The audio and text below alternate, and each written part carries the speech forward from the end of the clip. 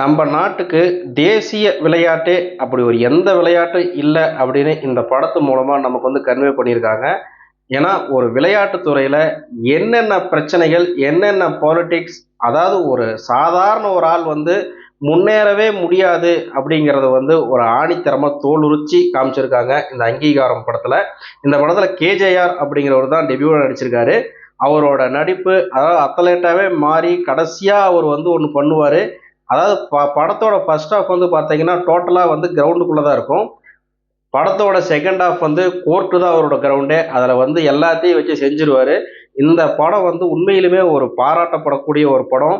நிறைய ஸ்போர்ட்ஸ், அதாவது பார்த்தீங்கன்னா, அதாவது இந்தியாவில் வந்து கிரிக்கெட்டை மட்டும் ஏன் வந்து இப்படி கொண்டாடுறாங்க, மற்ற ஸ்போர்ட்ஸ்லாம் வந்து இருக்கிறதே யாருக்குமே தெரியல அப்படிங்கிற ஒரு விஷயத்த ஆணித்தனமாக வந்து புரிய வச்சிருக்கிறாங்க. தென்பதையனோட டைரக்டிங், அப்புறமேட்டு கேஜிஆரோட பெர்ஃபார்மன்ஸ் எல்லாமே வந்து அட்டகாசமாக இந்த படத்தை வந்து கொண்டு வந்திருக்காங்க. இந்த படத்தை வந்து கண்டிப்பாக நாம் எல்லாருமே வந்து பார்த்து பாராட்ட வேண்டிய ஒரு படம்னா அது இதுதான்.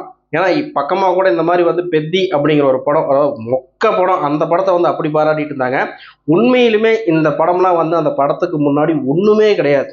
அங்கீகாரம் படத்துக்கு முன்னாடி பெத்திலாம் ஒன்றுமே கிடையாது. அந்த அளவுக்கு இந்த படத்தில் வந்து ஒரு மெசேஜ், அப்புறமேட்டு ஒரு கஷ்டப்படக்கூடிய ஒரு ஆளோட ஒரு வழிய ஆடியன்ஸுக்கு கடத்தினது ரொம்பவுமே அற்புதமா இருந்துச்சு. இந்த அங்கீகாரத்துக்கு அங்கீகாரம் கிடைச்சே ஆகணும். அதனால கண்டிப்பா தியேட்டர்ல வந்து ஃபேமிலியா போய் வாட்ச் பண்ணுங்க.